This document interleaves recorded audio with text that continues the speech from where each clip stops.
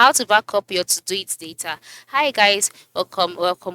In today's tutorial, I'll be teaching you how you can back up your Todoist data. Alright. Before I go further, I must let you know that this tutorial is quick and easy. Just ensure you watch to the end. The first step is to sign in into your Todoist account, just like I have done here. And then once you're signed in, if you are currently using the free version of Todoist, the next step for you would be to get the pro version. How can you do that? Move to the left side of the screen where you can see several options like search, inbox today, upcoming, filters and labels. Then your profile icon.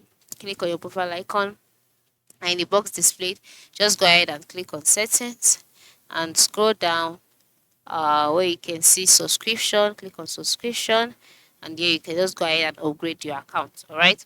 After upgrading your account, by the time you upgrade your account, and on this settings page where you can see this menu, you can see some options like productivity, reminders, notifications, then backups. Okay, it's this backups tab that you use to back up your to do your data. So just click on backups. After clicking on backups, you'll be taken to the backups page. And then on this page, you'll be directed on how you can back up your data. But currently for me, I cannot back it up because I am still using the free version.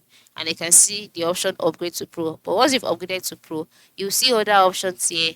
And just follow the on-screen instructions and the promptings, and you'll be able to back up your to-do data.